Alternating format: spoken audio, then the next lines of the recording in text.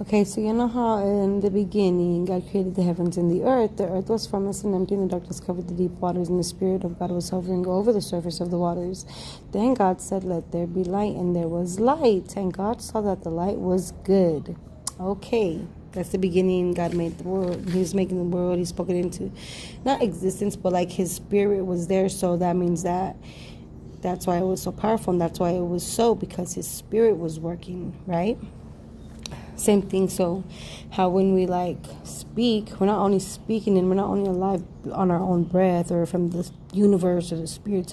No, we have the Spirit of God in us because He gave us life. So therefore everything that we say is powerful, because that's why in the Bible it says, for the life and death is in the power of the tongue. That's why we need to choose our words carefully in what we're saying, right? Okay, so then you keep reading a little bit further, and it said, God said, "Let us make human beings in our image." Then it says, "They will reign over the fish in the sea, the birds in the sky, and the livestock and the wild animals on the earth." Okay, so God created human beings in His own image.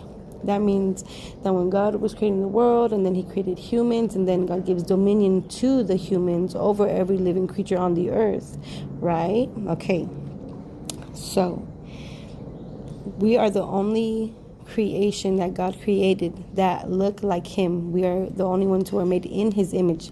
Isn't that amazing? Because He loves us so much that He made us to look like Him and be our own image, in His own image.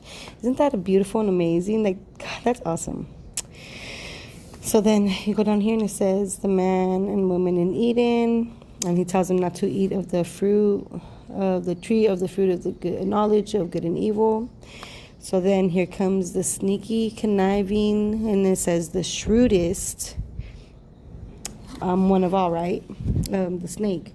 Before that it says, God made a woman for the man, and the man said, "This one is bone for my bone and flesh for my flesh." Okay, so then when the serpent comes in and he deceives Eve to eating the fruit, so go against God's commandments, which God told them not to do, the serpent is like, "Hey, did He really tell you to do that?" So then you get what I'm saying? Like, he starts with this deception, like, no, it's not. So he's going against everything God is totally telling them not to do. Rebelliousness. Then he's making them second guess it. Then he's making them question God. And then he's saying, well, did He really say that? Like, Then he starts asking these questions. Did He say that you can't eat from any of the fruit? And then she's like, no, He said we can eat from this one. So then you see he's fishing to try to trap her, and she walks right into the trap, right? Which is very crafty. And crafty also means like kind of like magical, or like sneaky. And then